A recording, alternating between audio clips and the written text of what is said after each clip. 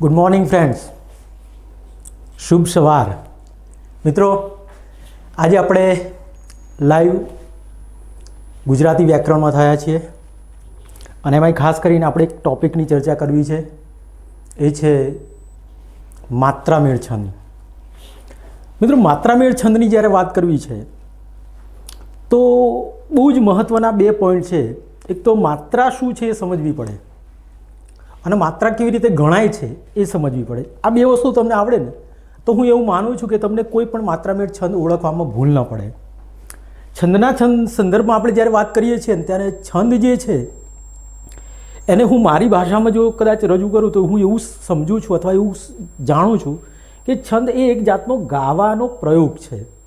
કોઈ પણ કાવ્ય છે, એ કાવ્ય જ્યારે કવિ લખતો હોય ત્યારે એની પાસે બે બંધારણ હોય છે, એક અક્ષરનું બંધારણ, એક માત્રાનું બંધારણ।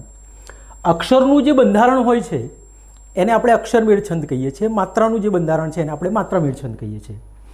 હવે અક્ષરમેળ છંદ જે છંદ છે એની આપણે પછી વાત કરીશું, પહેલાં આજે આપણે વાત કરવી છે માત્રામેળ છંદની। તો માત્રામેળ છંદ શું છે, કયા કયા માત્રામેળ છંદ છે આપણા સિલેબસના અનુસંધાનમાં, અને કઈ રીતે આપણે એને ઓળખી શકાય।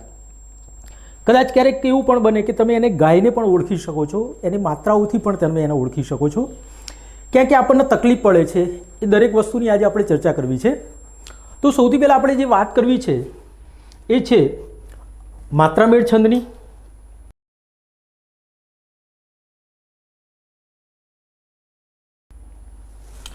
મિત્રો, માત્રામેળ છંદનો મતલબ આપણે શું કરીએ છીએ તો કે ભાઈ માત્રામેળ છંદમાં અક્ષરો નહીં પણ માત્રા જ જોવાય છે, એટલે કે આમાં અક્ષરની કોઈ ગણતરી થતી નથી।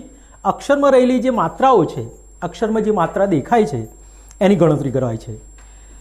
અક્ષરમેળ છંદમાં અક્ષરો ગણવાના હોય છે, જ્યારે માત્રામેળમાં માત્રા ગણવાની હોય છે। જે અક્ષરો લઘુ હોય તેની એક માત્રા ગણાય છે અને જે અક્ષર ગુરુ હોય તેની બે માત્રા ગણવાની હોય છે।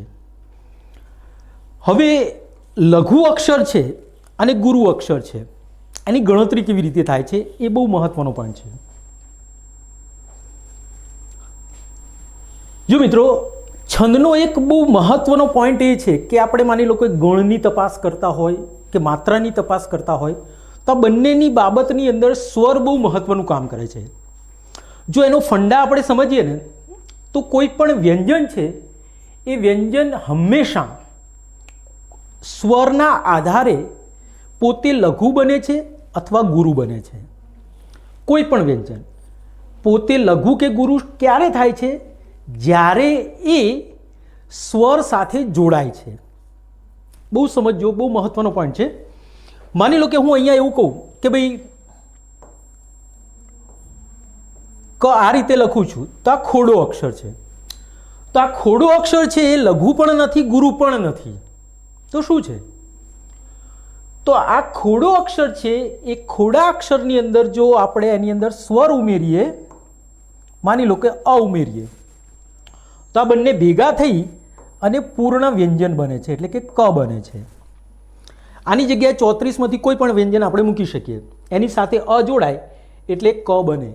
તો આનો મતલબ એવો થયો કે આ જે અ છે એને આપણે આ પ્રમાણે જોઈએ તો કે ભાઈ લઘુ સ્વર કયા છે તો કે અ છે, નાનો ઈ છે, નાનો ઉ છે, ઋષિનો રૂ છે, મંદ ગતિનો છે, બરાબર છે।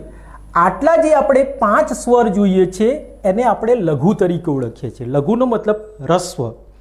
બીજી રીતે જોઈએ તો પારિભાષિક અથવા વ્યાકરણની જે વ્યુત્પત્તિના સંદર્ભમાં વાત કરીએ તો કે જે શબ્દ કોઈ પણ તમે સ્વરનો યુઝ કરો છો, બોલો છો, ત્યારે એમાં જે એની આમ કહેવાય ને કે એનો જે ઉચ્ચાર કરતી વખતે જે સમય લાગે છે ખૂબ ઓછો લાગે છે। અને ગુરુનો મતલબ કે એમાં ગુરુ એટલે વધારે, મોટો, તો કે જેનો ઉચ્ચાર કરતી વખતે સમય વધારે જાય છે અને ગુરુ કહેવાય છે, બરાબર। એટલે લઘુ એટલે નાનું, ગુરુ એટલે મોટું। તો લઘુ સ્વર કયા છે તો કે અ છે, નાનો ઈ છે, નાનો ઉ છે, ઋષિનો રૂ છે, છે, અને કયો છે તો કે મંદ ગતિનો છે। તો અહીંયા આપણે આ વ્યંજન છે ખોડો, એની સાથે અ જોડ્યો તો ક એ પૂર્ણ થયો। તો આ જે પૂર્ણ વ્યંજન થયો એ કેવો થયો તો કે લઘુ થયો। આ જે વ્યંજન લઘુ થયો। હવે લઘુ અક્ષરને આપણે માત્રામેળના સંદર્ભમાં વાત કરીએ તો આગળ આપણે વાત કરી કે ભાઈ લઘુ અક્ષર છે તો એના માટે આપણે કોઈ પણ સ્વર લઘુ જ્યારે વ્યંજનને લાગે છે તો કે એ અક્ષર છે એ એક માત્રાનો થાય. દાખલા તરીકે અહીંયા હું ક લખું તો કનો મતલબ એવો થયો કે કની સાથે અ સ્વર જોડાયો એટલે આ એક માત્રા થઈ. પણ આ જ વસ્તુને આપણે થોડું એમ સમજીએ કે કની સાથે હું આ સ્વર જોડું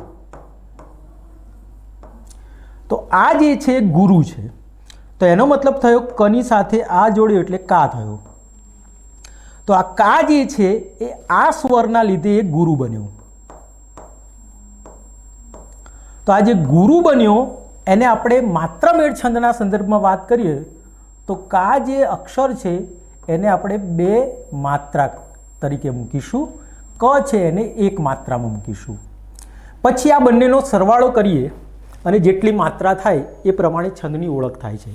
એટલે માત્રામેળ જે છંદ છે, કોઈ પણ માત્રામેળને ઓળખવાનો હોય ત્યારે એમાં આપણે આ વ્યવસ્થા સમજવાની છે. તો કે લઘુ અક્ષર માટે અ જોવાનો, ઈ જોવાનો, ઉ જોવાનો, ઋષિનો રૂ જોવાનો, અમ જોવાનો. આમાંનો કોઈ પણ સ્વર વ્યંજનને લાગે છે તો એ દરેક વ્યંજન લઘુ બને છે અને એને એક માત્રામાં આપણે મૂકવાનું છે. માની લો કે આપણે કની સાથે ઈ જોડીએ તો આ ઈ છે એને આપણે આ રીતે દર્શાવીશું, આ ઉ છે એને આપણે આ રીતે દર્શાવીશું, આ ઋષિનો રૂ છે એને આપણે આ રીતે દર્શાવીશું. અને ઉદાહરણમાં લઈએ કે ક જે છે એની સાથે આપણે નાનો ઈ જોડીએ તો આ બંને ભેગા થયા તો કી થયો. તો આ કી જે છે એને આપણે એક માત્રાવાળો અક્ષર કહીશું. એવી રીતે કની સાથે આપણે ઉ જોડીએ, નાનો ઉ, તો આ બંને ભેગા થઈને શું થયું? કુ થયું. તો આ લઘુ છે એટલે આને આપણે એક માત્રામાં મૂકીશું, આ પણ એક માત્રામાં મૂકીશું. એવી રીતે માની લો કે ઋષિનો રૂ જોડીએ, કની સાથે ઋષિનો રૂ જોડીએ છીએ તો આ બંને ભેગા થાય તો ક્રુ બને છે. તો આ જે ક્રુ છે એ પણ એક માત્રાનો છે. બરાબર છે? તો મિત્રો જો ઋષિનો રૂ જોડાયો, ઉ જોડાયો, ઈ જોડાયો, અ જોડાયો, આ બધા શું છે? લઘુ અક્ષર છે. લઘુ સ્વર છે એટલે લઘુ અક્ષર બન્યા. આ જ વસ્તુ અહીંયા સમજીએ તો કે ભાઈ વ્યંજનને આ લાગે તો એ ગુરુ થયો. માની લો કે આપણે અહીંયા એવો જોઈએ કે ભાઈ ક છે, કની સાથે આપણે મોટો ઈ લઈએ, આ મોટા ઈના માટે આવી નિશાની છે, મોટો ઉ છે એના માટે આવી નિશાની છે. તો કે આ મોટો ઈ આવ્યો એનો મતલબ કે કી થયો. તો આ જે કી થયો એ દીર્ઘ થયો, ગુરુ થયો. તો આને આપણે બે માત્રામાં લખીશું. એવી રીતે માની લો કે કની સાથે મોટો ઉ જોડીએ તો કુ થયો. તો આ કુ જે છે આ દીર્ઘ કુ થયો. તો આને આપણે બે માત્રામાં મૂકીશું. એવી રીતે એ, ఐ, ઓ, ઔ જોઈ લઈએ તો કે કની સાથે એ જોડાય તો કે થયો. તો આને આપણે બે માત્રામાં મૂકીશું. ఐ આવે તો બે માત્રા, ઓ આવે તો બે માત્રા, ઔ આવે તો બે માત્રા. હવે આપણા માટે એક બહુ મહત્વનો પોઈન્ટ છે અમ. બરાબર છે? આ જે અમ છે એ અમ અહીંયા આપણે એને મંદ ગતિમાં લઈએ છીએ ને અહીંયા આપણે એને તીવ્ર ગતિમાં લઈએ છીએ. તો આ બેમાં ફરક શું? તો લઘુ અક્ષર છે અથવા ગુરુ અક્ષર છે એ અક્ષર કેવી રીતે મંદ છે, કેવી રીતે તીવ્ર છે એ ઉચ્ચારથી ખબર પડે. માની લો કે આપણે કોઈ શબ્દ લખીએ. અહીંયા હું શબ્દ લખું છું સંગીત અથવા સંગીતા, અને બીજો શબ્દ લખીએ દોડવું. હવે મિત્રો અહીંયા જો અહીંયા અનુસ્વાર છે, અહીંયા પણ અનુસ્વાર છે, આ બંને જગ્યાએ અનુસ્વાર છે. તો કયા અનુસ્વારને આપણે લઘુ ગણીશું અને કયા અનુસ્વારને આપણે ગુરુ ગણીશું? એટલે કે કઈ જગ્યાએ આમ મંદ ગતિમાં છે ને કઈ જગ્યાએ આમ તીવ્ર ગતિમાં છે એ વસ્તુ આપણે સમજવી છે. તો આના ઉચ્ચારથી આપણને ખબર. માની લો કે સંગીતા શબ્દ છે, બરાબર છે? તો સંગીતા, તો સંગ એવો શબ્દ બોલીએ છીએ તો સ ઉપર અનુસ્વાર છે એ આપણને એક્ઝેક્ટ ખબર પડે છે કે એ મંદ ગતિમાં નથી, એ તીવ્ર ગતિમાં છે. જ્યારે એની સામે આપણે એ શબ્દ બોલીએ કે દોડવું, તો દોડવું એમ કહીએ તો વુ ઉપર જે અનુસ્વાર છે એટલી તીવ્ર ગતિમાં નથી જેટલી તીવ્ર ગતિમાં સ ઉપર અનુસ્વાર છે. એટલે એનો અર્થ એવો થયો તો કે અહીંયા સંગીતા શબ્દ છે તો એને આપણે બે માત્રામાં મૂકીશું અને અહીંયા દોડવું છે એને આપણે એક માત્રામાં મૂકીશું. આ બંનેનો મોટો ફરક છે. તો સૌથી વધારે જો આને સરળતાથી સમજવું હોય તો એવું કહી શકાય કે શરૂઆતના જે કોઈ પણ શબ્દની શરૂઆતમાં જ્યારે અનુસ્વાર આવે છે ને એ 99.99% તીવ્ર જ હોય છે અને અંતે આવે છે એ 99.99% મંદ હોય છે. પણ આ તો એક માત્ર સમજવા પૂરતી વાત છે. એટલે કે એમ કે 100% હોતું નથી. ક્યારેક કવિ શબ્દને જ્યારે ઉચ્ચારતો અથવા કાવ્યની રચના કરતો હોય ત્યારે ક્યાંક ક્યાંક એને તકલીફ પડે છે. તો કે એ શબ્દને આપણે ક્યારેક ઓળખવામાં ભૂલ કરી જઈએ કે ઉચ્ચાર તીવ્ર હોય એનો મંદ થઈ જાય, મંદ હોય એનો તીવ્ર થઈ જાય. એ ઉચ્ચાર ઉપર આખું કામ કરે છે. એ પણ આપણે આગળ ઉદાહરણોમાં જોઈશું. તો મિત્રો અહીંયા આપણે જોઈએ કે સંગીતા શબ્દ છે, દોડવું છે, તો કે અહીંયા તીવ્રતા છે એટલે એને 2 મૂક્યા. અહીંયા દોડવું એ લઘુ છે એટલે 1 મૂક્યો, તીવ્રતા ઓછી છે એટલે 1, તીવ્રતા વધારે એટલે 2. તો અહીંયા આપણે બધા જે વ્યંજનને લાગેલા જે સ્વર છે એની વાત કરી, કોને લઘુ ગણવો, કોને ગુરુ ગણવો. હવે આ છેલ્લો એક સ્વર રહી ગયો અહ, એટલે કે માની લો કે ક છે એની સાથે અહ જોડાય, જેને આપણે વિસર્ગ કહીએ છીએ. તો એ મૂળ શું થઈ જાય છે? કહ. તો આ જ્યારે લાગે છે ત્યારે એ ગુરુ બને છે. તો ગુરુને આપણે 2 અંકમાં મૂકીએ છીએ. તો હવે મિત્રો તમને એટલી તો ખ્યાલ આવી ગઈ હશે કે કોઈ પણ શબ્દ જે છે એ શબ્દની એની માત્રા આપણે ગણવી છે. તો એમાં રહેલો જે અક્ષર છે એ અક્ષર લઘુ છે તો એને 1 માત્રામાં મૂકવાનો, ગુરુ છે તો એને 2 માત્રામાં મૂકવાનો. પછી એ શબ્દ કે પંક્તિ છે એની જે માત્રાઓ થાય છે એની ગણતરી કરવાની આવે છે. અને ગણતરીના આધારે આપણે છંદ ઉપર કામ કરીએ છીએ. તો કે માની લો કે 15 માત્રા છે, 24 માત્રા છે, 28 માત્રા છે, 31 માત્રા છે, 37 માત્રા છે. આ બધી અલગ અલગ માત્રાઓના આધારે કવિ છંદની રચના કરતો હોય છે. તો એ પછી હવે આપણે જોઈશું. તો મિત્રો આ વસ્તુ લગભગ હું માનું છું કે તમને ખ્યાલ આવી ગયો હશે. હવે જુઓ, હું એક શબ્દ અહીંયા લખું છું કે એની આપણે એક્ઝેક્ટ માત્રા કેવી રીતે ગણવી, બરાબર છે? દાખલા તરીકે આપણે એમ કહીએ કે ભાઈ અભય શબ્દ છે. તો આ અભય શબ્દ છે તો આની આપણે માત્રા ગણવી છે. તો અ એટલે 1, ભ એટલે 1, ય એટલે 1. તો 1 + 1 + 1 બરાબર આ 3 માત્રાનો શબ્દ થયો. હવે એક બીજો શબ્દ લઈએ,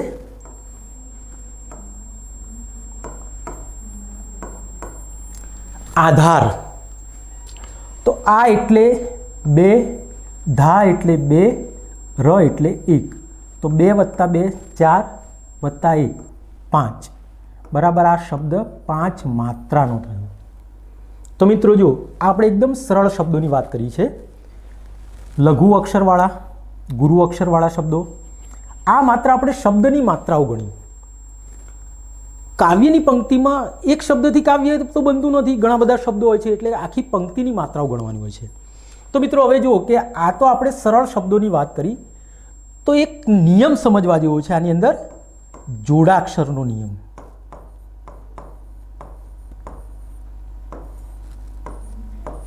મિત્રો કોઈ પણ શબ્દની માત્રા જ્યારે તમે ગણો છો, સાદા સરળ શબ્દો આવે છે એટલે કે અક્ષરો આવે છે કે જેમાં લઘુ અને ગુરુ સ્વર લાગે છે, તો એને તો આપણે સમજી શકીએ છીએ. પણ જોડાક્ષરમાં મોસ્ટ ઓફલી બધાને ભૂલ થતી હોય છે. એ નિયમ પહેલાં આપણે સમજી લઈએ. જોડાક્ષરની આગળનો અક્ષર ગુરુ બને છે.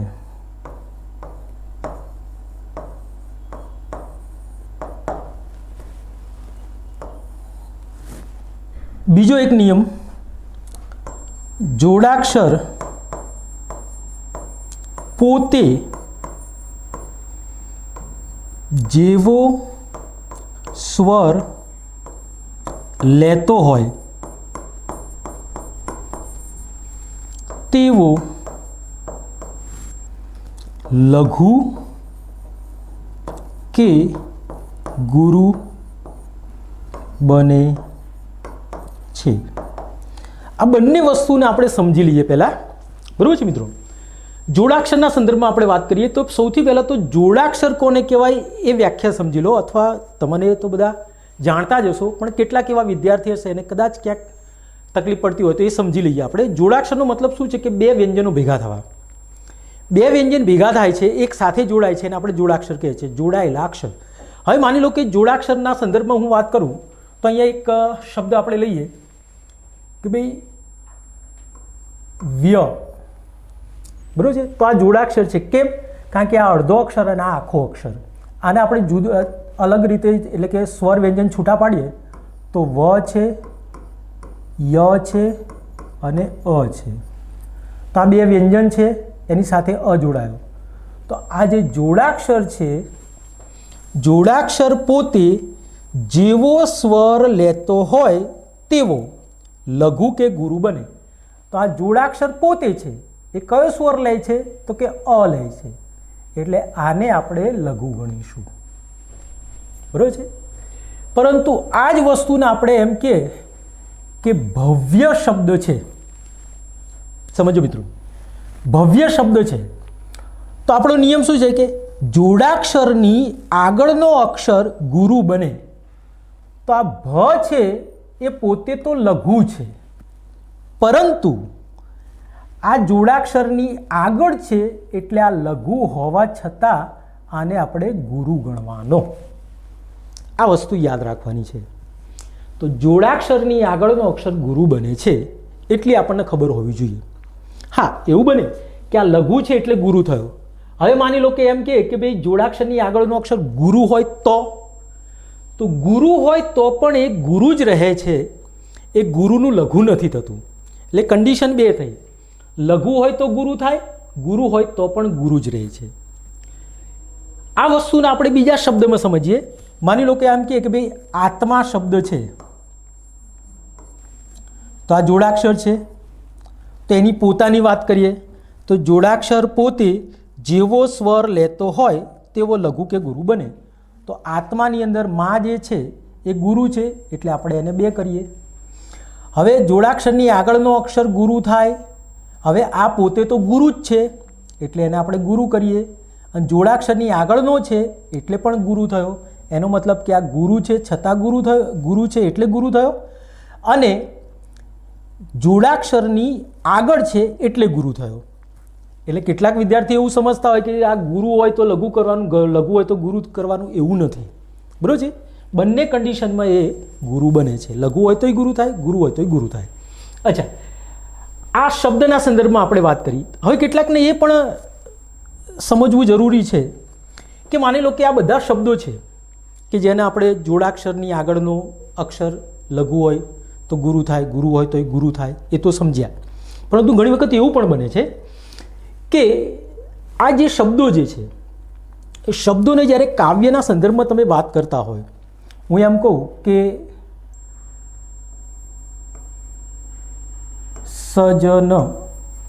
સજન પ્રિય, આવો શબ્દ છે, સજન પ્રિય. હવે આ પ્ર જે છે એ જોડાક્ષર છે. જોડાક્ષર કયા છે જુઓ, ક્ષ જોડાક્ષર છે, જ્ઞ જોડાક્ષર છે, ત્ર જોડાક્ષર છે, શ્રવણનો શ્ર જોડાક્ષર છે, બરાબર છે. એવી રીતે પ્ર પણ જોડાક્ષર છે. આ ઉપરાંત કોઈ પણ અક્ષર ઉપર માની લો કે આપણે ક લઈએ, એના ઉપર આ રીતે રકાર આવે એ પણ જોડાક્ષર છે. આ બધા જોડાક્ષરો છે. આ અક્ષરની આગળનો અક્ષર ગુરુ બને, એક્ઝેક્ટ એને જોડાયેલો હોય એ ગુરુ બને. હવે અહીંયા તમે જુઓ કે પ્રિય શબ્દ છે, તો અહીંયા આપણે જોઈએ કે સજનની અંદર સ એક છે, જ એક છે, ન એક છે. હવે જ્યારે કાવ્ય પંક્તિમાં આવો કોઈ એવો શબ્દ આવે છે કે જેમાં એવું બને છે કે આ અલગ શબ્દ છે, આ અલગ શબ્દ છે. હવે અહીંયા પ્રિયનો મતલબ શું છે કે આ જોડાક્ષર છે, તો આ જોડાક્ષરની આગળનો અક્ષર ગુરુ થાય એવો નિયમ તમારા મગજમાં છે, એટલે તમે ન છે એને ગુરુ કરો તો એ ખોટું પડે. એ ગુરુ નથી, ન પોતે લઘુ જ છે. કેમ? કારણ કે આ શબ્દ અને આ શબ્દ છે બંને જુદા છે. એટલે આનો મતલબ એવો થાય કે જુદા જુદા શબ્દ હોય, એક શબ્દ અલગ હોય, બીજો શબ્દ અલગ હોય, તો એક શબ્દની અસર બીજા શબ્દને થતી નથી. આ બહુ મહત્વનો પોઈન્ટ, આ ખાસ ધ્યાન રાખજો. માની લો કે આપણે અહીંયા એવું લખીએ કે અપ્રિય એવો શબ્દ લખીએ ને તો પ્રિયની સાથે અ જોડાયેલો છે, તો આ જે જોડાક્ષર છે તો એની આગળનો અક્ષર આ ગુરુ થયો. પરંતુ સજન પ્રિય આ બંને છૂટા શબ્દો છે, તો આ પ્રિયનો અ ઉપર અસર થતી નથી. એટલે આ વસ્તુ પણ એટલી જ મહત્વની છે. એટલે ઘણી વખત આપણે જ્યારે કોઈ પણ કાવ્ય પંક્તિના માત્રાઓ ગણતા હોય તો એને આપણે શું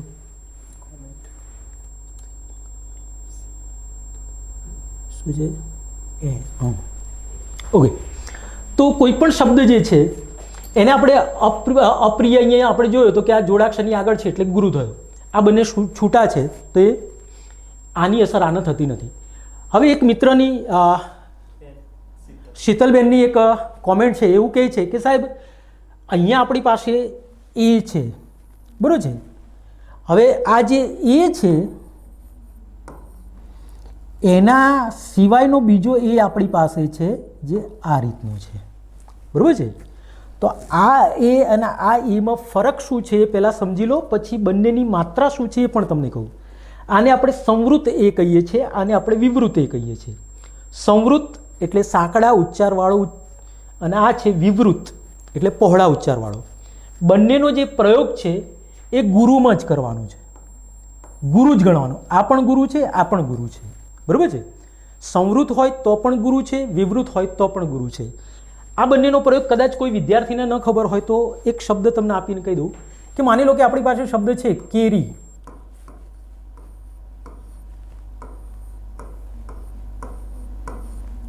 આ બંને શબ્દો અલગ અલગ છે. આપણે જેમ કે ઉનાળામાં કેરી ખાવાની મજા આવે તો આપણે બોલીએ ને કેરી, કે એમ બોલીએ છીએ, તો એ કેરી શબ્દ આ છે, આ વિવૃત ઉચ્ચાર છે. જ્યારે આ શું છે કેરી, કેરી એટલે આ સાંકડો ઉચ્ચાર છે. કેરીનો એક અર્થ શું છે ની, નૂની નું નાનો જે ની આવે છે ને એ આ કેરી છે. એક ગીત કદાચ તમને ખબર હોય, રામચંદ્ર ભગવાનનું બહુ સરસ ગીત છે.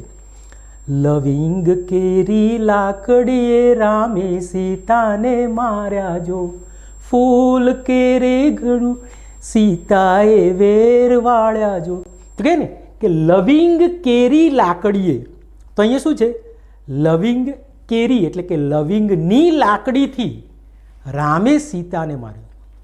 તો અહીંયા તમે જુઓ કે ભાઈ આખી વસ્તુ છે, તો અહીંયા કેરી છે, અહીંયા કેરી છે, તો બંનેમાં ફરક છે. તો એ ફરક શું છે? સંવૃત અને વિવૃતનો. સંવૃત એટલે સાંકડો ઉચ્ચાર, વિવૃત એટલે પહોળો ઉચ્ચાર. તો અહીંયા એ જ વસ્તુ છે કે સાંકડો ઉચ્ચાર આવે તો પણ બે છે, પહોળો ઉચ્ચાર આવે તો પણ બે છે, એટલે કે માત્રાઓ.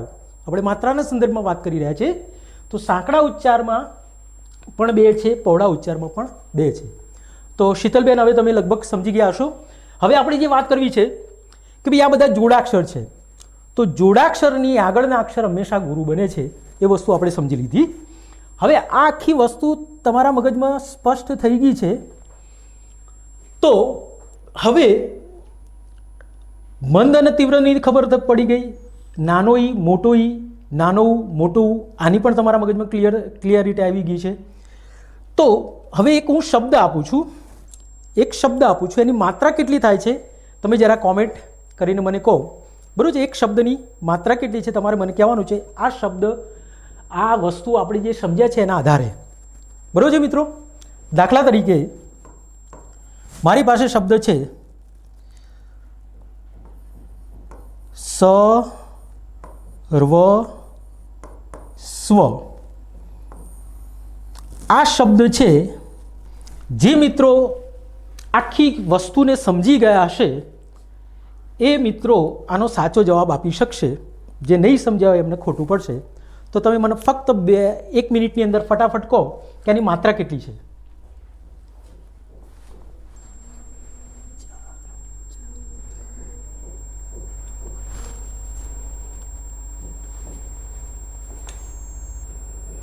ઓકે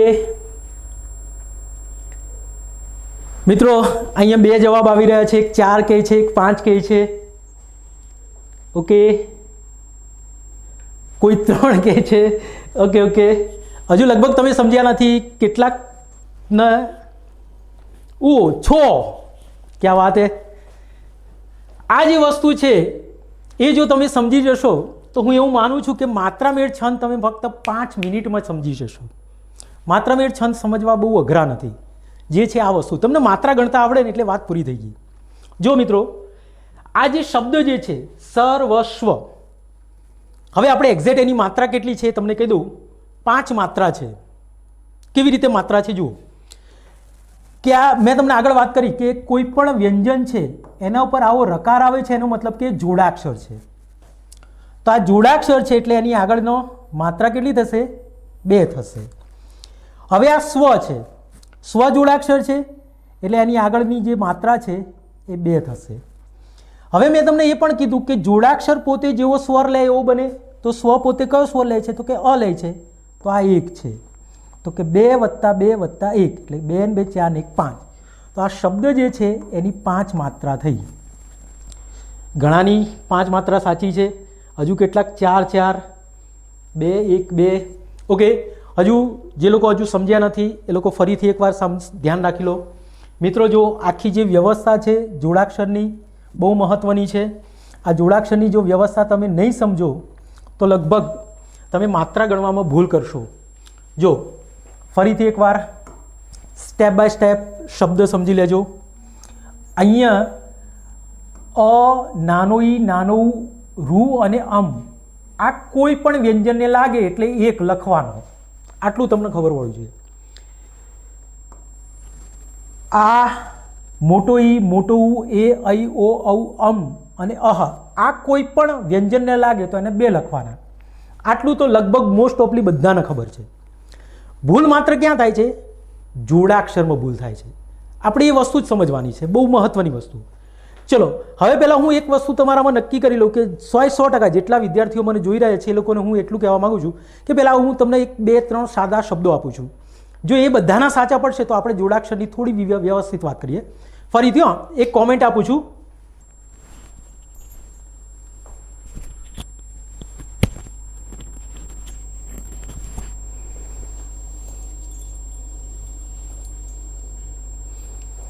જો મિત્રો, એક મિત્રએ કોમેન્ટ કરી છે એની પણ વાત કરીએ પહેલાં. જો ય જે છે આ શું છે? હ છે વત્તા ય છે વત્તા અ છે. તો આ 2 વ્યંજન ભેગા થયા એટલે આ જોડાક્ષર છે. બરાબર છે? આ જોડાક્ષર છે.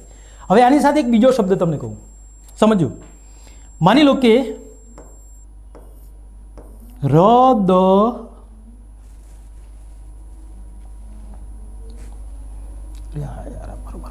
કેમ નથી?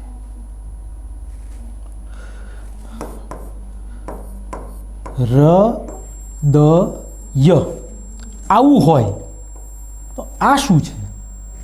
તો મિત્રો જો આનો મતલબ શું છે? હ છે વત્તા ઋષિનો રૂ છે. તો આ બંને ભેગા થયા એનો મતલબ એવો થયો કે વ્યંજનની સાથે સ્વર જોડાયો એટલે પૂર્ણ વ્યંજન થયો. બરાબર છે? એ જોડાક્ષર નથી, એ માત્ર 1 અક્ષરવાળો છે. બરાબર છે? હવે તમે એક વસ્તુ જો અહીંયા એક બેન છે ને એમણે એક બહુ સરસ વાત કરી છે. મળ્યું, અળ્યું આવો શબ્દ છે. બરાબર છે? માની લો કે ભળ્યું, ગળ્યું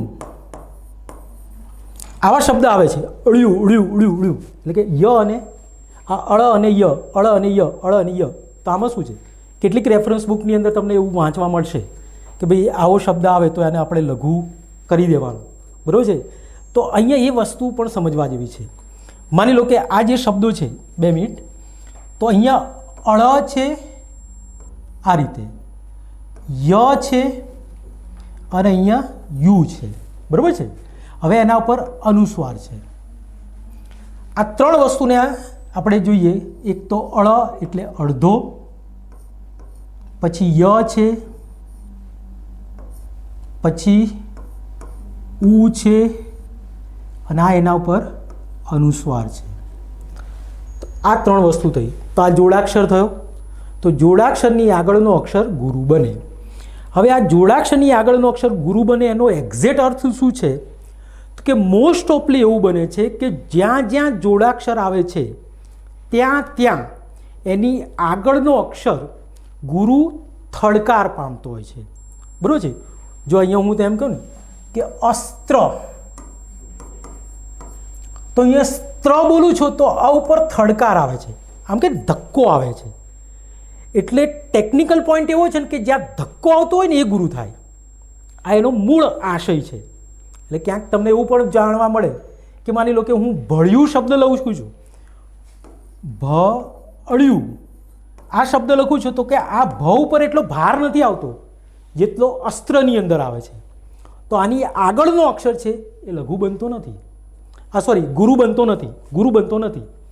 એટલે જોડાક્ષરની આગળનો અક્ષર એક પારંપરિક રીતે એવું છે કે ગુરુ બને છે, પણ કેટલાક સંજોગો એવા છે, કેટલાક સંજોગોનો મતલબ એવો છે કે જ્યાં એની આગળના અક્ષર ઉપર થડકાર નથી આવતો, તીવ્રતા નથી આવતી, તો એવો જે અક્ષર છે એને આપણે લઘુ હોય તો લઘુ જ ગણવો પડે, એને ગુરુ ગણતા નથી.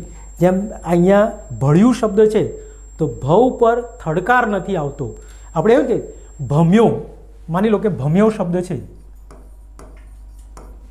આવો શબ્દ છે, તો અહીંયા ભમ્યો, તો મ્ય ઉપર જોડાક્ષર છે પણ એની આગળનો જે ભ છે એના ઉપર તીવ્રતા નથી આવતી, અહીંયા તીવ્રતા નથી, એટલે આ જે છે એ લઘુ છે, બરાબર છે. આને આપણે એક ગણીએ છીએ. તો આવા કેટલાક નાના નાના પોઈન્ટ છે પણ જે બહુ મહત્ત્વના છે, સમજવા જેવા છે. એ કાવ્યના સંદર્ભમાં તમને ખબર પડે છે. જ્યારે આપણે ટેકનિકલ પોઈન્ટની વાત કરીએ, જે નિયમોની વાત કરીએ છીએ, તો ભાષાની અંદર ક્યારેક ઘણી વખત એવું પણ બને છે કે ક્યાંક અપવાદ આપણને જોવા મળતા હોય તો એને આપણે પારિભાષિક રીતે એવો શબ્દ આવે કે શ્રુતિભંગ થયો, બરાબર છે, યતિભંગ થયો, આવું આપણે કહીએ છીએ. એ આપણે ક્યાંક ક્યાંક જોતા પણ રહીશું, બરાબર છે. આજે આપણે જે વાત કરવી છે આખી જે છે, તમે જે આ વસ્તુને સમજો છો કે ભાઈ જોડાક્ષરની આગળનો અક્ષર ગુરુ થાય છે, તો અહીંયા આપણને એક શબ્દ એવો મળ્યો, માની લો કે ભમ્યો શબ્દ છે, તો ભ એ જોડાક્ષર, મ્ય એ જોડાક્ષર છે, ભ ગુરુ થવો જોઈએ પણ એ ગુરુ નથી થયો, એ પોતે લઘુ છે. તો કે જેનો મતલબ એવો થયો કે જોડાક્ષરની આગળનો અક્ષર ગુરુ ત્યારે જ થાય છે જ્યારે એના ઉપર તીવ્રતા આવે છે. જો તીવ્રતા નથી આવતી તો ત્યાં એને આપણે લઘુ સ્વીકારવાનું છે, બરાબર છે. આ એક બહુ વ્યવસ્થિત વાત આપણે સમજ્યા છીએ, તમારે સમજવાની છે. હવે મિત્રો આ જે આખી વ્યવસ્થા છે કે ભાઈ લઘુ, ગુરુ, લઘુની અંદર પણ આપણે અ, ઈ, ઉ, રૂ, અમ મંદ ગતિનો, એવી રીતે ગુરુની અંદર આ મોટો ઈ, મોટો ઉ, એ, ઐ, ઓ, ઔ, અમ, અહ, આ ગુરુ છે. એની અંદર આપણે એ વ્યવસ્થા પણ જોઈ કે ભાઈ સંવૃત એ, વિવૃત, પછી એવી રીતે ઓની અંદર પણ આ જ વ્યવસ્થા આવે છે. આ સંવૃત છે, આ વિવૃત છે, તો આ બધા ગુરુ જ છે. આ ચારે ચાર સ્વર ગુરુ જ છે, બરાબર છે મિત્રો. તો હવે આ આપણે લઘુ ગુરુની વ્યવસ્થા બહુ સારી રીતે સમજ્યા છીએ. હવે આગળના ટોપિક ઉપર આપણે જવું છે. હવે પછીનો સિલેક્ટ કરવો છે. ઓકે મિત્રો, હવે આપણે માત્રામેળ છંદ ઉપર સીધા જતા રહીએ છીએ. માત્રામેળ જે છંદ છે એ માત્રામેળ છંદની અંદર ખાસ ચોપાઈની વાત કરવી છે, દોહરો, હરિગીત, સવૈયા અને ઝૂલણાની વાત કરવી છે, બરાબર છે. માત્રામેળ છંદમાં અક્ષરોની માત્રા ગણવામાં આવે છે. લઘુ અક્ષર માટે 1 માત્રા અને ગુરુ અક્ષર માટે 2 માત્રા. આ તો આપણે આગળ જોઈ લીધું. હવે પહેલો જે છે ચોપાઈ છંદ. ચોપાઈ છંદની જે માત્રા છે એ 15 છે, ચરણ જે છે 4 છે. જો મિત્રો અહીંયા એક ઉદાહરણ આપેલું છે. આ ઉદાહરણને આપણે માત્રામેળનું છે કે નહીં એને ચેક કરીએ. જો સૌથી પહેલાં તો આ ચરણ શબ્દને તમે સમજી લો. ચરણ એટલે શું? ચરણનો મતલબ એવો થાય, ચરણ એટલે ભાગ, બરાબર છે. પરીક્ષાલક્ષી આપણે જો કદાચ વાત કરીએ ને તો એક બહુ મહત્ત્વનો પ્રશ્ન આમ કેમ કે પરીક્ષામાં પૂછાય એવો પ્રશ્ન છે. કેવો કે ભાઈ અર્ધ શ્લોક એટલે શું? શ્લોક એટલે શું? શ્લોકમાં કેટલા ચરણ હોય છે? અર્ધ શ્લોકમાં કેટલા ચરણ હોય છે? બરાબર છે. તો એવું કહેવાય છે કે બે ચરણ ભેગા થાય એને અર્ધ શ્લોક કહેવાય. 4 ચરણ ભેગા થાય એને પૂર્ણ શ્લોક કહેવાય. બરાબર છે. આ એક પ્રશ્ન બહુ મહત્ત્વનો છે. બીજો એક વસ્તુ કે માની લો કે બે ચરણ ભેગા થાય એને આપણે એક પંક્તિ કહીએ છીએ. બરાબર છે. બે ચરણ ભેગા થાય એને એક પંક્તિ કહીએ છીએ. 4 ચરણ ભેગા થાય એને આપણે શ્લોક કહીએ છીએ. અને આના પછીનો બહુ મહત્ત્વનો પોઈન્ટ છે, 6 ચરણ ભેગા થાય એને છપ્પો કહેવાય છે. 6 ચરણ ભેગા થાય એને છપ્પો કહેવાય. તમે બધા જાણો છો શામળના છપ્પા, બરાબર છે, અખાના છપ્પા.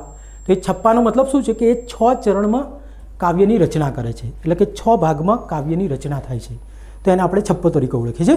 અહીંયા આપણે જે વાત કરવી છે હવે, જે બહુ મહત્ત્વની વાત છે કે આ એક પંક્તિ છે. હવે આ પંક્તિને આપણે ચોપાઈની છે એવું સમજવું છે, ઓળખવું છે. તો સૌથી પહેલાં એની માત્રાને ગણવાની છે. તો આ માત્રા કેવી રીતે ગણાય છે? તો કે દરેક ચરણ, આ 4 ચરણ છે ને, દરેક ચરણ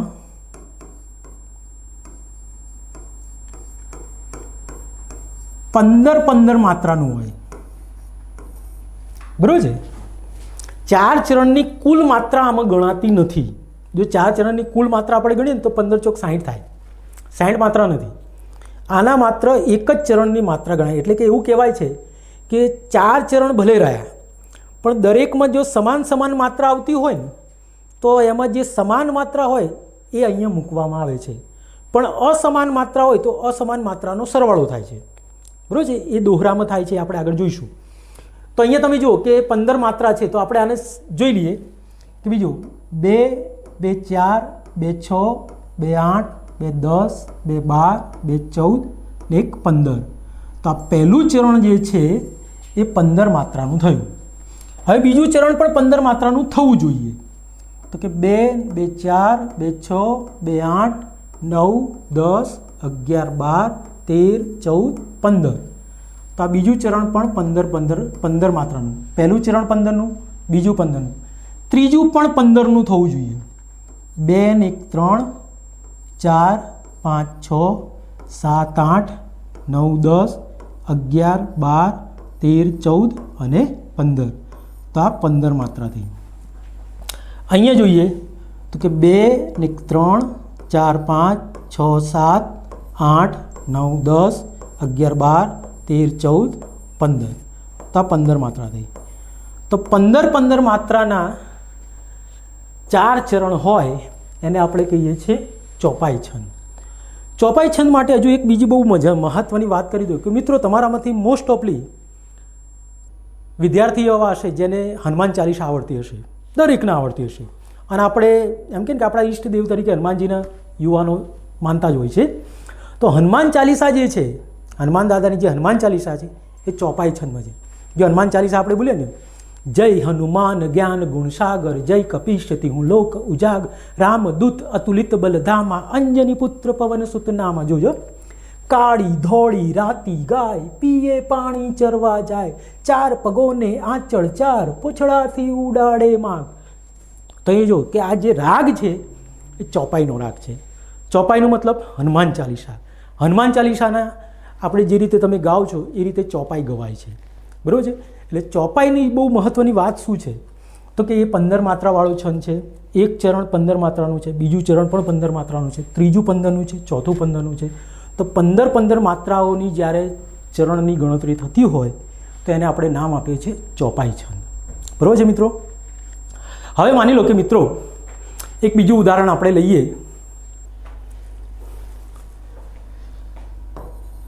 ઘીનો દીવો રાણો થાય,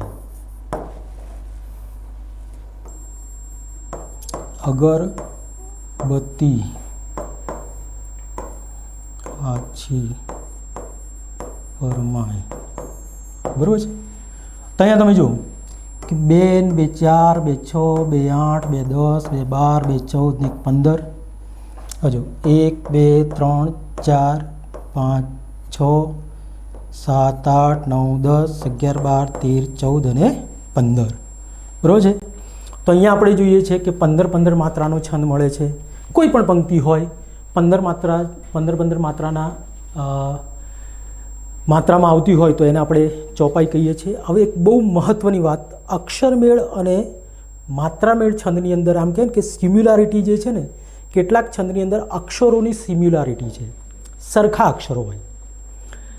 જો કદાચ આપણે અક્ષરમેળની તો વાત કરી નથી, પણ તેમ છતાં તમારામાંથી કેટલાક જાણતા હશે કે શિખોણી જે છંદ છે 17નો છે, 17 અક્ષરનો, મંદાક્રાંતા 17 અક્ષરનો છે, પૃથ્વી 17 અક્ષરનો, હરિણી 17 અક્ષરનો। ખાસ સમજો મિત્રો, મંદાક્રાંતા છંદને અને ચોપાઈ છંદને ઘણું સરખાપણું જોવા મળે છે। ક્યાં ભૂલ થાય છે એ તમને કહું। માની લો કે આ પંક્તિ તમને આપી છે, કાળી ધોળી રાતી ગાય, પીએ પાણી ચરવા જાય। હવે એના આપણે અક્ષર ગણીએ, 1 2 3 4 5 6 7 8 9 10 11 12 13 14 15 16 17। હવે 17 અક્ષર આવે તો તમે એવું વિચારી શકો કે કાં તો શિખોણી છે, કાં તો મંદાક્રાંતા, કાં તો પૃથ્વી, કાં તો હરિણી। આ ભૂલ પડવાની શક્યતા છે।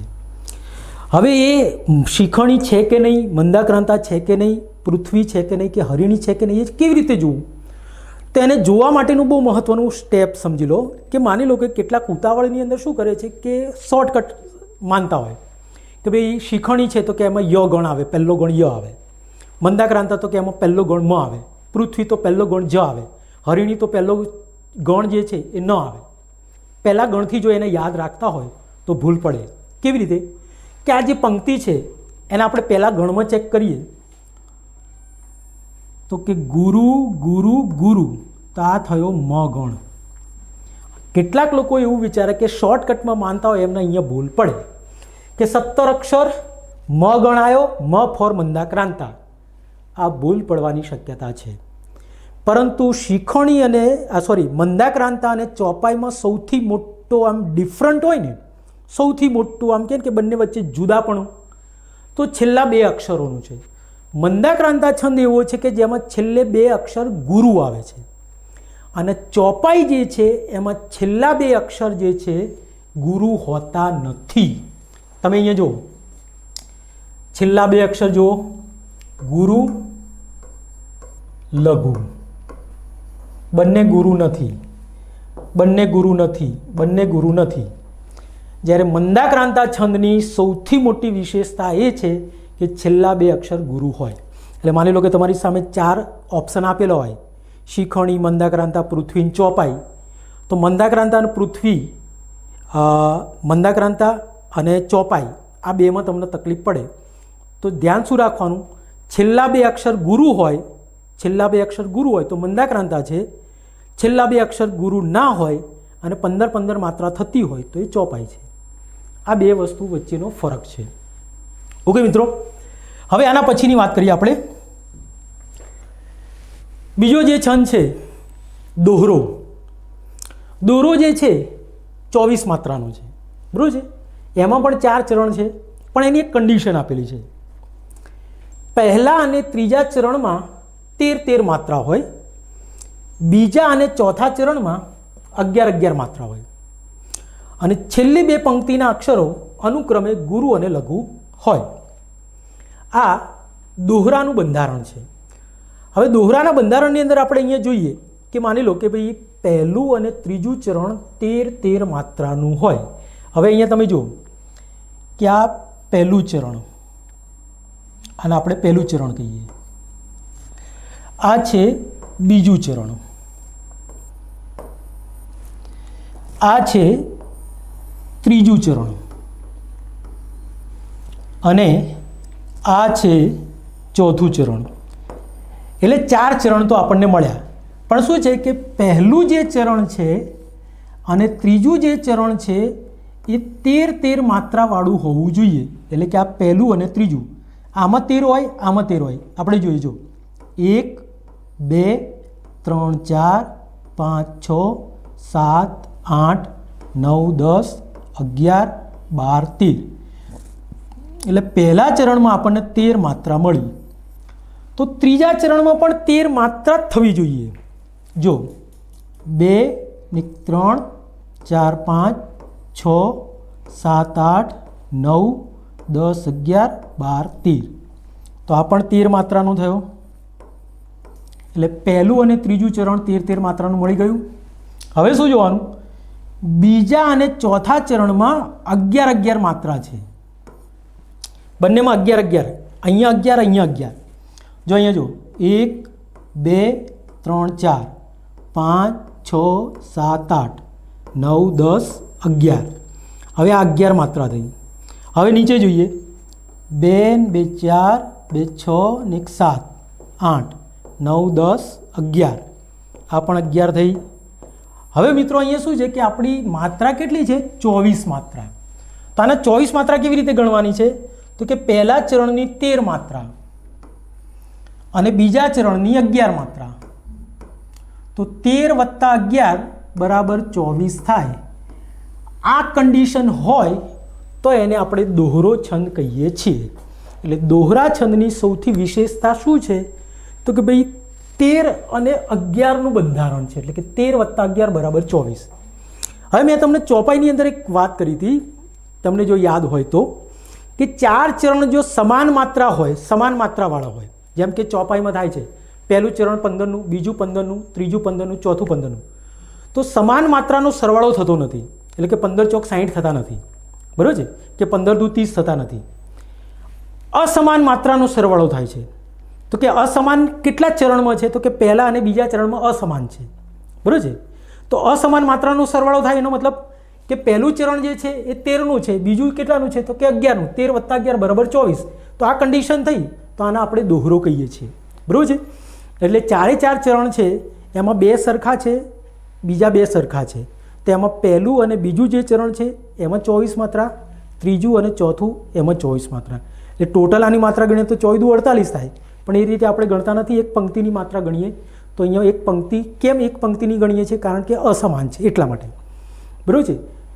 સરખી હોય તો એક ચરણની જ ગણાય. તો અહીંયા અસમાન છે એટલે આપણે 13 + 11 બરાબર 24 માત્રા થાય. તો અહીંયા આપણને આ 24 માત્રાવાળો છંદ મળ્યો, દોહરો. હવે દોહરો છંદ એટલે શું? તો કે દોહરાનો એક બીજો બહુ મહત્વનો પ્રયોગ શું છે કે દોહરો છંદ એટલે આપણે જે દુહા ગઈએ છીએ ને, તે તમે લગભગ રહીમના દુહા સાંભળ્યા છે, કબીરના દુહા સાંભળ્યા છે. તે દુહાની અંદર જે રાગ આવે છે ને, એ દોહરાનો રાગ છે. બહુ મજાનો રાગ છે. જો અહીંયા આ ઉદાહરણ છે એને આપણે રાગમાં ગાવાનો પ્રયત્ન કરીએ. ભણતા પંડિત નીપજે, લખતા લહિયો થાય, 4 ગાઉં ચાલતા, લાંબો પંથ કપાય કબીરા, લાંબો પંથ કપાય. આનું એક બીજું ઉદાહરણ બહુ મજાનું છે, તમે કદાચ સાંભળ્યું હશે. પેલું છે ને, બહુ મજાનું છે.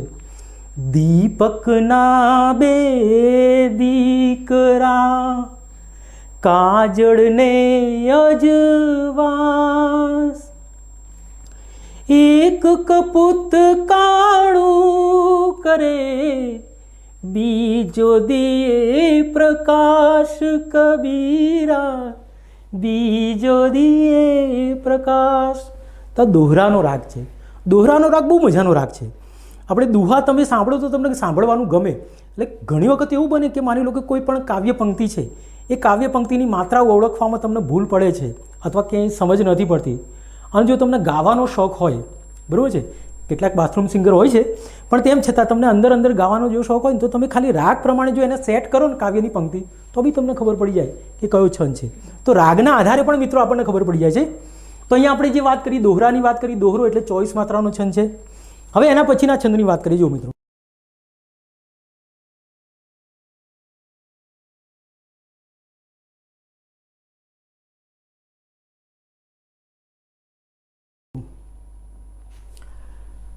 હરિગીત.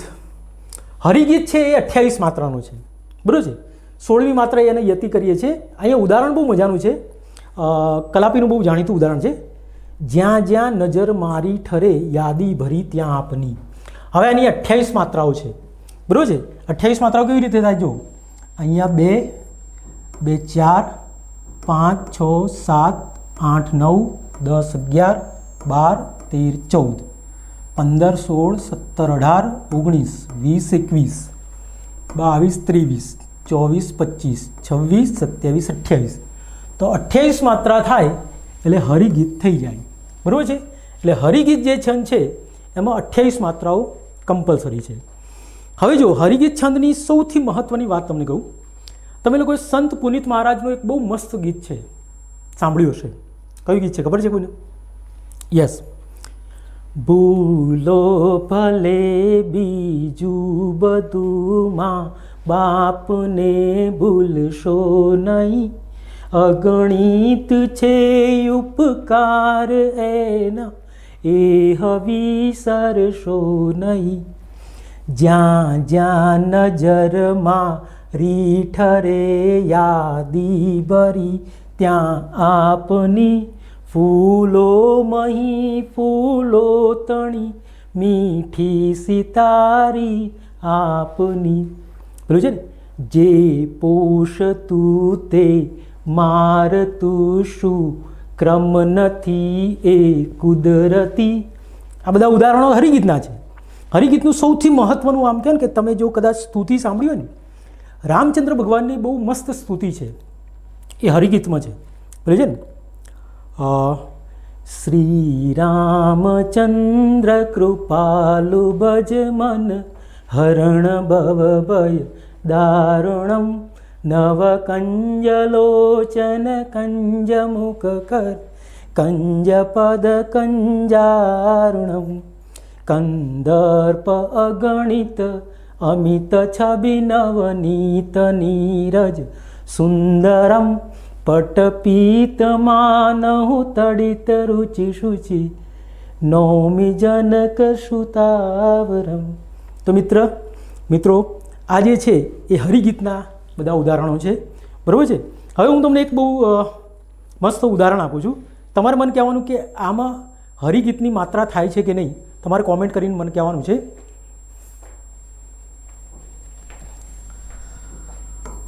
પુષ્પ તણી પાંદડીએ,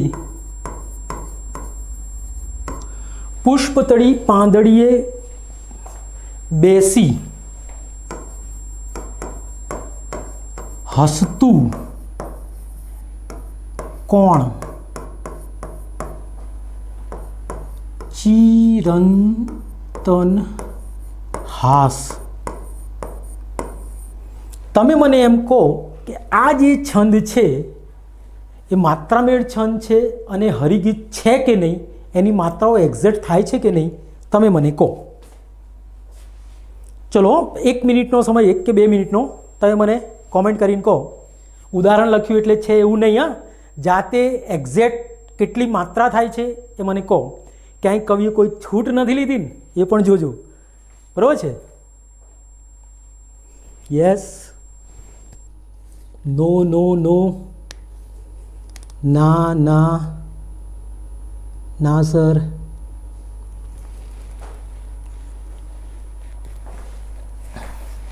હવે મિત્રો જે લોકો નો કહે છે તો એ લોકો એ પણ મને કહે કે કયો છંદ છે. ચલો એવું પણ મને કહો. જો કદાચ તમે નો કહો છો તો આપણે ચેક કરીએ કયો છે. નામ આપો. નો નો નો, કવિએ છૂટ લીધી છે. ઓહો, યસ યસ,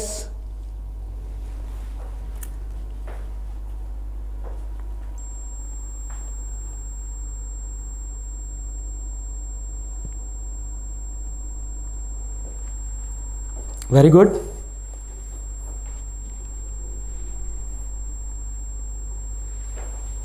ચલો કોણ છે? 30 માત્રા. હા હા હા સર, સવૈયા. ઓ સવૈયા. કોઈ કહે છે મનોહર. પછી કવિએ છૂટ લીધી છે. ઓકે 30. હા ઓકે મિત્રો, ચલો હવે આને આપણે સમજી લઈએ. આ જે અક્ષરો છે, બરાબર છે, આ જોડાક્ષર છે એટલે આગળનો અક્ષર કેવો થઈ જાય? ગુરુ. જે એક્ઝેક્ટ આપણે સમજ્યા છે એ પ્રમાણે આપણે પહેલાં કામ કરીએ. 2 3 4 5 6 7 8 9 10 11 12 13 14 15 16 17 18 19 20 21 22 23 24 25 26 27 28 29 30 31 માત્રા થાય છે. તો 28 માત્રાવાળો છંદ છે આ. તો આમાં તો 31 થાય છે, એટલે આને આપણે શું કહીશું? હરિગીત નથી. બરાબર ને? ઓકે. જો મિત્રો અહીંયા માની લો કે તમે એમ કહો કે ભાઈ સાહેબ અહીંયા કવિએ છૂટ લીધી છે, તો ક્યાં છૂટ લીધી? તો માની લો કે અહીંયા આપણે 2 છે એનું 1 કરીએ. બરાબર છે? તો 31માંથી 1 જાય તો 30 થાય. તો કે એટલી બધી માત્રાઓની તો એની છૂટ હોય નહીં. માત્રામાં જો કદાચ છૂટ હોય તો એકાદ માત્રાની છૂટ હોય, 1 કે 2 માત્રાની, એનાથી વધારે છૂટ ના હોય. બરાબર છે? માની લો કે આને તમે જો પુષ્પતણી પાંદડીએ બેસી હસતું કોણ ચિરંતના, આ જે રાગ છે, રાગમાં આપણે જોઈએ જ્યાં જ્યાં નજર મારી ઠરેયા દીબરી ત્યાં આપની પુષ્પતણી પાંદડીએ બેસી હસતું કોણ ચિરંતના. જો રાગમાં સેટ થતું નથી એટલે કમ્પલસરી તમને ખબર પડી જાય કે આ જે છે એ હરિગીત છંદનું ઉદાહરણ નથી. મિત્રો ઘણા મિત્રોએ જવાબ સાચા આપ્યા છે. બરાબર છે? કેટલાક લોકો એવું કહેતા કે સાહેબ એમાં છૂટ છે, કવિની છૂટ છે. પણ કવિ જ્યારે કોઈ પણ કાવ્યની છૂટ લે ને તો એ છૂટની એક મર્યાદા હોય. એ મર્યાદા કેવી છે કે 1 2 માત્રાની મર્યાદા હોય, કે 4 4 ને 5 5 માત્રાની મર્યાદા ના હોય, કે 3 કે 4 માત્રાની મર્યાદા નથી હોતી. બરાબર છે? એટલે એ પણ આપણે થોડું સમજી લેવું જોઈએ. પછી રાગના સંદર્ભમાં પછી તમે એને ચેક કરો તો તમને તરત ખબર પડી જાય. બરાબર છે? તો મિત્રો બહુ સરસ તમારા જવાબ આવ્યા છે આજે. ચલો હવે આ હરિગીતમાં તો લગભગ તમે સમજી ગયા છો. હવે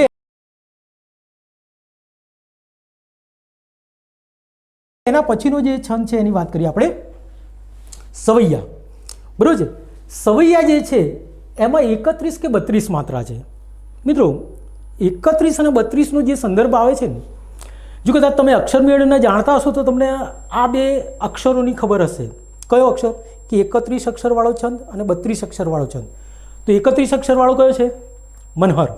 બરાબર ને? 16 + 11 = 31. અને 32 અક્ષરવાળો છંદ કયો છે?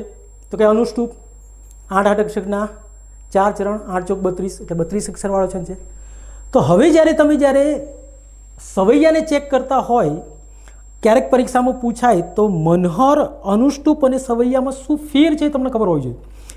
કે મનહરની અંદર અક્ષરની ગણતરી છે, અનુષ્ટુપની અંદર અક્ષરની ગણતરી છે, સવૈયામાં માત્રાની ગણતરી છે.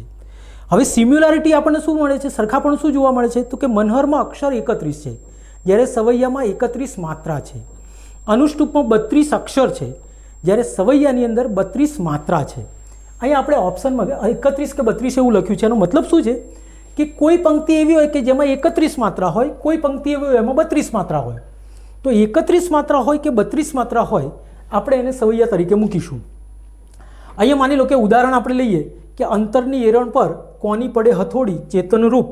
તો આની આપણે માત્રા ગણીએ. જુઓ કે ભાઈ 2 છે, 3 4 5 6 7 8 9 10 11 12 13 14 15 16 17 18 19 20 21 22 23 24 25 26 27 28 29 30 31. તો મિત્રો આ જે છે 31 માત્રાવાળો છે. બરાબર છે? હવે અહીંયા રૂ જે છે ને એમાં કેટલાકને તકલીફ પડે તો ધ્યાન રાખજો. આ રૂનો મતલબ શું થાય છે? તો કે ર છે એની સાથે મોટો ઉ છે, આ બંને ભેગા થાય ત્યારે રૂ આ રીતે લખાય છે. તો આ દીર્ઘ ઉ છે એટલે આને આપણે 2 ગણીએ છીએ. તો અહીંયા આપણે એને 2 મૂક્યા. બરાબર છે? હવે આ ક્વેશ્ચન માર્ક છે, તો ક્વેશ્ચન માર્કની માત્રા ગણાતી નથી. કેટલાક ગણી નાખે તો નહીં ગણવાની. હવે એવું જો નીચે જોઈએ તો નીચેની કેટલી માત્રા છે? તો ચલો તમે મને કહો.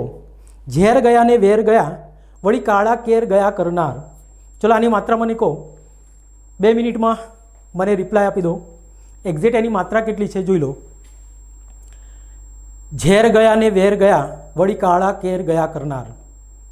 ચલો 30 છે, 31 છે, 32 છે, 33 છે, 29 છે, 28 છે, કેટલી છે? કવિ અહીંયા કોઈ છૂટ લીધી છે? ચેક કરો. બરાબર છે, આપણે જોઈએ. ઓકે, યસ, શીતલબેન 32, 33, દામોરભાઈ ઓકે 32, વેરી ગુડ, સરસ. અરે હાર્દિકભાઈ 31, બરાબર ગણો મિત્ર, બરાબર ચેક કરો. ચલો ઓકે, મોસ્ટ ઓફલી બધા 32 કરે છે. કવિની છૂટ આવી? હા 32. ઓકે, ચલો જોઈ લઈએ મિત્રો. જે લોકોએ 32 માત્રા લીધી છે, કોઈએ 31 લીધી છે, જોઈએ એક્ઝેક્ટ ગણીએ આપણે. જો આ 2 છે, 1, 3, 4, 5, 6, 7, 8, 9, 10, 11, 12, 13, 14, 15, 16, 17, 18, 19, 20, 21, 22, 23, 24, 26, 27, 28, 29, 30, 31, 32. જે મિત્રોએ 32 માત્રા લખી એ લોકો સાચા છે. 31 વાળા જરા ધ્યાનથી સમજી લેજો 32 કેવી રીતે થયા છે, ચેક કરી લો. મિત્રો જો કોઈ પણ કાવ્યની પંક્તિ છે, એ કાવ્યની માત્રા આપણે જ્યારે ગણ્યું છે, હા અહીંયા એક વિશેષતા આપણે સમજવી એ પણ છે કે માની લો કે અક્ષરમેળ અને માત્રામેળ બે છંદના 4 ઓપ્શન એવા આવે. આપણને એવું કીધું કે ભાઈ શાર્દુલ વિક્રીડિત છે, સવૈયા છે, દોહરો છે કે ભાઈ અનુષ્ટુપ છે. તો બેમાં ઓપ્શન આપણને માત્રામેળ ના આપે, 2 ઓપ્શન આપણને અક્ષરમેળ ના આપે. એવી કન્ડિશનમાં શું કરવાનું સમજો. માની લો કે આ પંક્તિ છે ઉપરની નીચેની, એના અક્ષરને આપણે સમજીએ. 1, 2, 3, 4, 5, 6, 7, 8, 9, 10, 11, 12, 13, 14, 15, 16, 17, 18, 19, 20, 21 અક્ષર થાય. એટલે મોસ્ટ ઓફલી જો તમે અક્ષરમેળમાં જાણતા હોય તો કેટલાકને ખબર હશે તો કે 21 અક્ષરવાળો છંદ શ્રગધરા છે. બરાબર છે, શ્રગધરા 21 અક્ષરનો છંદ છે. હવે સવૈયા અને શ્રગધરા છંદ આ બંનેમાં ભૂલ ક્યાં પડે છે આપણી કે સવૈયામાં 21 અક્ષર આવે છે અને એની માત્રા જે છે સવૈયાની એ 31 કે 32 છે. હવે શ્રગધરા અને સવૈયા બે વચ્ચેનો ડિફરન્ટ આપણે કેવી રીતે કરવાનો? તો કે માત્રા ગણો તો ખબર પડે અને શ્રગધરાનો ગણ જોવો તો ખબર પડે. તો શ્રગધરાના ગણની સંદર્ભમાં વાત કરીએ તો શ્રગધરામાં હંમેશા કમ્પલસરી પહેલો જે ગણ છે મથી શરૂ થાય. મ, ર, ભ, ન, ય એવું છે. એટલે એમાં કમ્પલસરી તમે જો કે મ, ર, ભ, ન, ય. હવે છેલ્લો ય ગણ આવે છે, પહેલો મ આવે છે. હવે માની લો કે ય ગણની અંદર જો કે ય માતા એટલે માતા, છેલ્લા 2 અક્ષર શ્રગધરાની અંદર ગુરુ આવે છે. હવે અહીંયા તમે જુઓ છેલ્લા 2 અક્ષર કેવા છે? ગુરુ લઘુ. એટલે છેલ્લા 2 અક્ષરથી તમને ખબર પડી જાય કે સવૈયા છે કે શ્રગધરા છે, એ પણ તમને ખબર પડી જાય. કદાચ એવું બનો કે પહેલો ગણ આપણે ચેક કરીએ. ચલો, તો આ ગુરુ છે, લઘુ છે, ભા ન સ ભ ગણ થયો. તો સવૈયાની અંદર તો આપણે માત્રા ગણીએ છીએ, શ્રગધરાની અંદર ગણ ગણીએ છીએ. તો શ્રગધરા જે છે એમાં મ, ર, ભ નથી શરૂઆત થાય છે, જ્યારે અહીંયા ભ ગણ આવે છે એનો મતલબ કે આ શ્રગધરા નથી, આ માત્રામેળ છે. એટલે 2 વસ્તુ આપણને ખ્યાલ આવે છે કે શ્રગધરા અને સવૈયા બે સાથે હોય તો આપણે શું ધ્યાન રાખવાનું? પહેલાં એનું ગણ ચેક કરી લેવાનું. અક્ષર ગણ્યા તો 21 આવ્યા. હવે જોઈ લો કે પહેલો એનો ગણ જોવો છો તો ગણ જો મ આવે તો આપણે આગળના બીજા જોવાના. ગણ પહેલો મ છે અને છેલ્લા 2 ગુરુ છે તો શ્રગધરા ઓકે છે. પણ એવું નથી થતું તો એવું આપણે સમજી લેવાનું કે આ માત્રામેળ છે અને માત્રામેળમાં પણ સવૈયા છે એ આપણે ચેક કરવા માટે એની માત્રાઓ કમ્પલસરી ગણવી પડે. તો અહીંયા માત્રા તમે ગણો એટલે તમને તરત ખબર પડી જાય કે ભાઈ આ જે છંદ છે એ સવૈયા છે.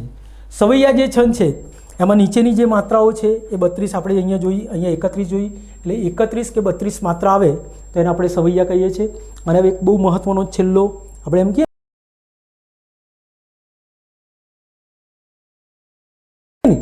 કે આપણા નરસિંહ મહેતાનો પ્રિય છંદ ઝૂલણા છંદ એ નરસિંહ મહેતાનો પ્રિય છંદ છે. તમે મોસ્ટ ઓફલી તમે કદાચ ઘણા બધા પેપર આપ્યા હશે તો 1-2 પ્રશ્નો એમના આવા પૂછાઈ ગયા છે કે ભાઈ નરસિંહ મહેતાનો પ્રિય છંદ કયો, અથવા એવો પણ પ્રશ્ન પૂછાય છે કે ભાઈ નરસિંહ મહેતાએ પ્રભાતિયા કયા છંદમાં રચ્યા છે, તો એ ઝૂલણા છંદ છે. એટલે ઝૂલણા છંદની અંદર નરસિંહ મહેતાએ જેટલું કામ કર્યું છે એટલું કામ લગભગ આજના કોઈ પણ સાહિત્યકારે કર્યું નથી. એટલે કે પ્રભાતિયા લખવામાં નરસિંહ મહેતાની જે પકડ હતી એવી પકડ કોઈનામાં નથી. ઓકે, તો એ વસ્તુને આપણે સમજવી છે. એની માત્રા કેટલી છે? તો કે 37 માત્રા છે. બરાબર છે. હવે અહીંયા તમે જુઓ કે આ એક પંક્તિ છે, એ પંક્તિની આપણે 37 માત્રા ગણવી છે. તો ચેક કરીએ.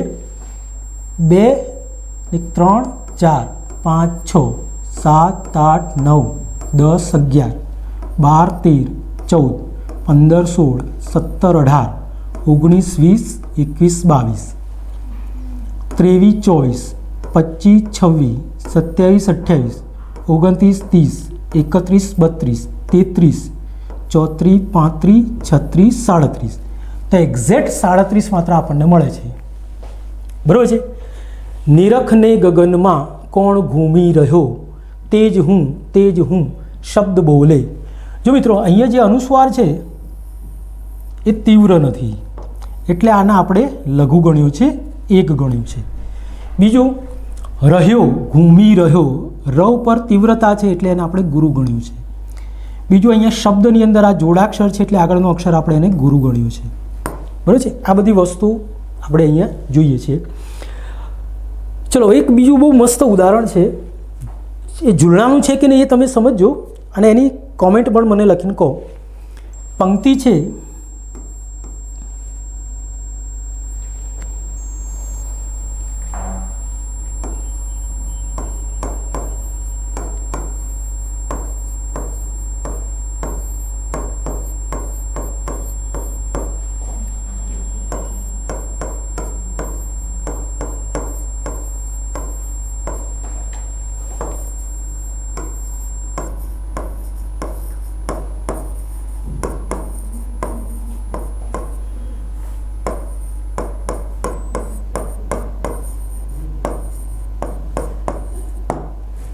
એક આ પંક્તિ છે. બીજી એક પંક્તિ મૂકું છું.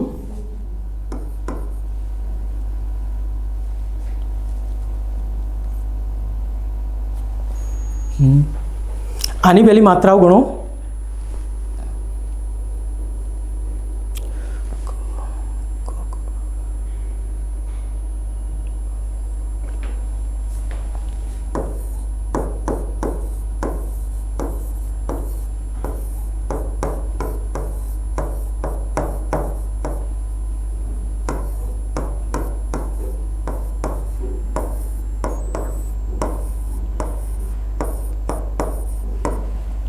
કામિની કોકિલા કેલી કૂજન કરે, સાગરે ભાસતી ભવ્ય ભરતી. આ બંને જે પંક્તિઓ છે મિત્રો એ ઝૂલણાની છે કે નહીં એ મને કન્ફર્મ કરીને કહો. હોય તો બંનેની માત્રાઓ એક્ઝેક્ટ છે કે જુદી જુદી છે એ પણ મને કહો. ચલો 2 મિનિટ આપું છું, 2 થી 3 મિનિટ. ફટાફટ કહો. બરાબર છે. પહેલી પંક્તિ અને બીજી પંક્તિ તમે બે સાથે માત્રાઓ લખજો. માની લો કે 37 37 36 36, તો 37 37 જે રીતે એક સાથે બે કોમેન્ટ કરશો, બે મૂકશો તો તરત ખ્યાલ આવી જશે. ઓકે, 37 બંને. ઓકે, એક જણ 40 કહે છે. કોણ છે મિત્ર? ઓ શૈલેષભાઈ. શૈલેષભાઈ થોડું ધ્યાન રાખીને ચેક કરો. બંને ભેગી થઈને ના મૂકતા. હા, આ અલગ પંક્તિ છે, આ અલગ પંક્તિ છે. જાગને જાદવા કૃષ્ણ ગોવાળિયા, તુજ વિના ઘેનમાં કોણ જાશે. આ એક પંક્તિ છે. બીજી પંક્તિ છે કામિની કોકિલા કેલી કૂજન કરે. આ કોઠીલા ના સમજતા. આ લખવામાં થોડુંક અહીંયા સ્પ્રેડ થઈ ગયું છે. કામિની કોકિલા કેલી કૂજન કરે, સાગરે ભાસતી ભવ્ય ભરતી. અહીંયા ભારતી તમે ના સમજતા, ભરતી શબ્દ છે. ઓકે, ચલો મિત્રો 37. યસ વિશાલભાઈ 37. ગૌતમ વંશ રગધરા, વિશાલ દવે 37. યસ ફાઇનલ 37 બંને. ઓકે, ક્યાં વાત હે, બધા 37 37 કરો છો. Very good. ચલો ઓકે, મોસ્ટ ઓફલી કોમેન્ટ સાચી છે બધાની. બંને 37 માત્રાની પંક્તિઓ છે.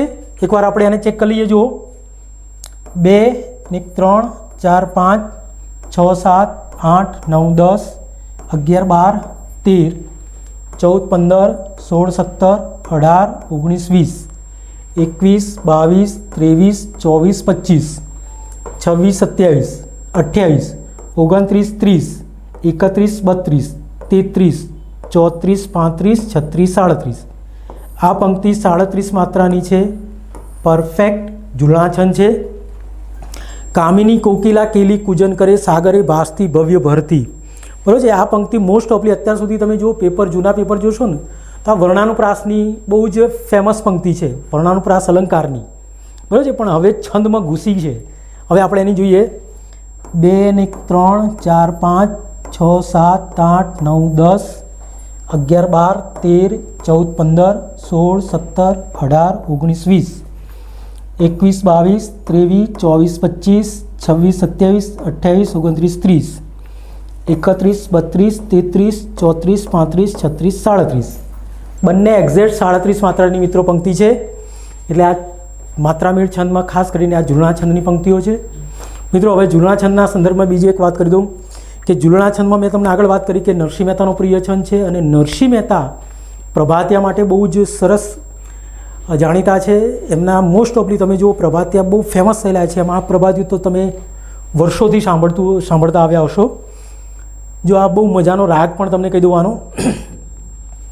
હે જાગને જાદવા કૃષ્ણ ગો વાડિયા તુજ વિના ગેનમાં કોણ જાશે. હે જાગને જાદવા દહી તણા દહી થરા ગીતણા દેબરા કઢીએલ દૂધ તે કોણ પાશે. હે જાગને જાદવા. મિત્રો આ બહુ જ ફેમસ એમની છે. એક્ઝેક્ટ એ જ રાગની અંદર આ જુઓ કામિની કોકિલા કેલિકુ જન કરે સાગરે ભાસતી ભવ્ય ભરતી. એ કામિની કોકિલા આ પ્રભાતિયાનો રાગ છે. જો આ પણ જુઓ નિરખને ગગનમાં કોણ ઘૂમી રહ્યો તેજ હું શબ્દ બોલે નિરખને ગગન. મિત્રો આ બધી જે પંક્તિઓ છે બહુ ફેમસ પંક્તિઓ છે, બહુ જાણીતી પંક્તિઓ છે. આ બધી ઝૂલણાની છે. હવે એક બહુ મજાની વાત તમને કહી દઉં મિત્રો. આપણે જ્યારે કોઈ પણ કાવ્ય જે છે એ કાવ્ય માત્રામેળની અંદર ખાસ કરીને ચોપાઈનો છે, એના પછી દોહરો છે, એના પછી આપણે વાત કરીએ કે ભાઈ સવૈયા છે, હરિગીત છે કે ઝૂલણા છે. આને યાદ રાખવાની એક ટેકનિક પણ બહુ મજાની છે. એ ટેકનિક પણ મારે તમને આજે કહેવી છે. બહુ મજાની ટેકનિક છે. જોઈએ હો. જો પહેલાં આપણે હું નામ લખી દઉં છું છંદના. ચોપાઈ,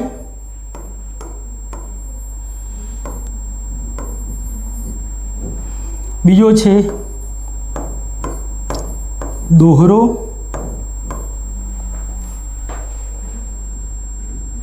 પછી ત્રીજો આપણે લઈએ હરિગીત,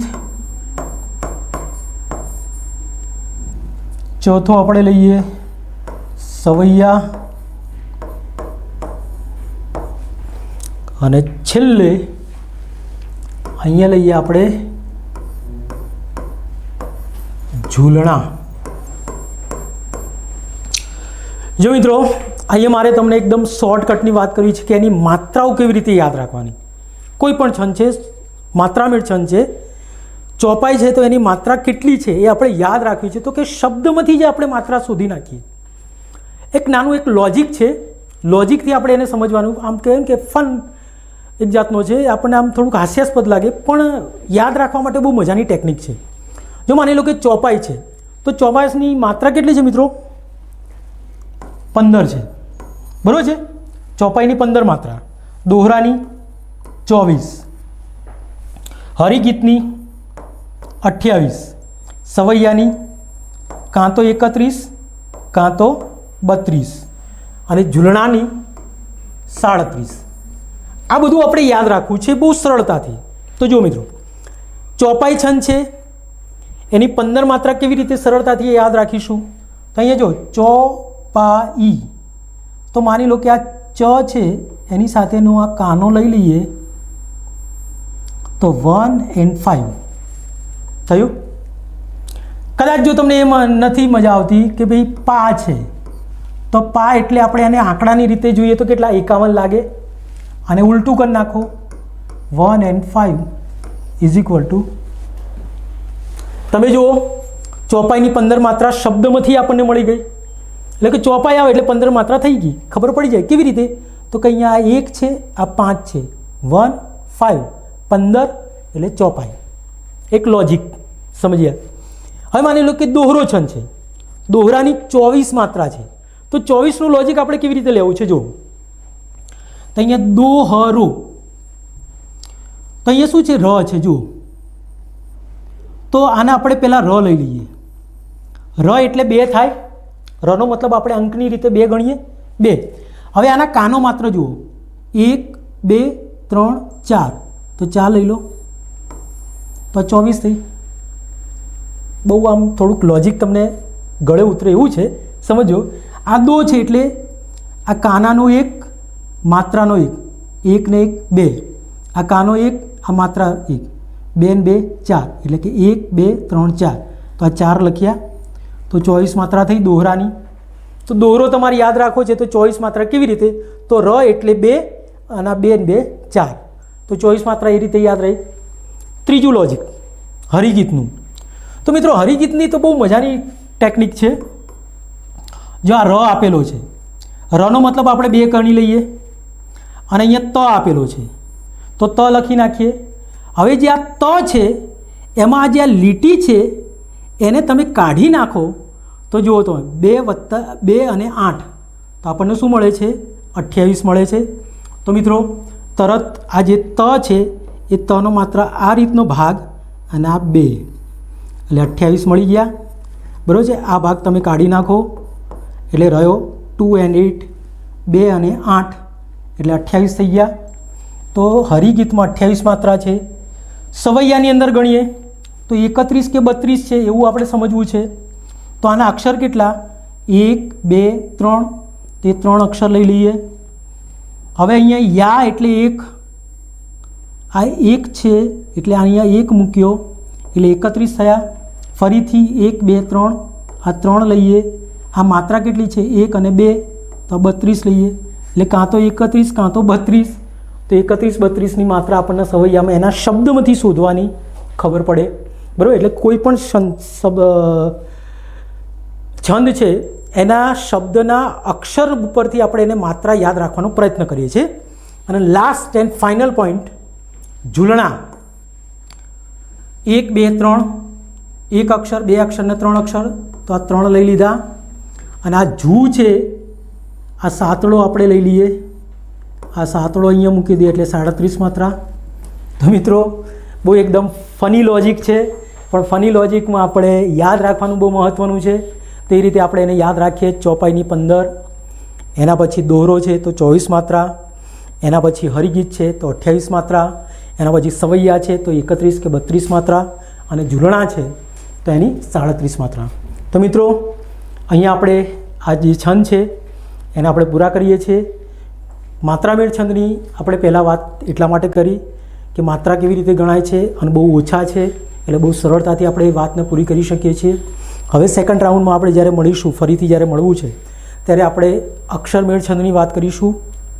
છંદ તો આમ કે ને હજારો છંદ છે, દરેક છંદની ચર્ચા કરવી આપણા માટે આ સ્થાને યોગ્ય નથી, બરાબર છે. એમ કે આપણી પાસે એટલો સમય નથી, પરંતુ જે પૂછાય છે એવા છંદ અને જે તમારા સિલેબસના છંદ છે એની આપણે ચોક્કસ વાત કરવી છે, અને એ જ વાત આપણે કરી રહ્યા છીએ.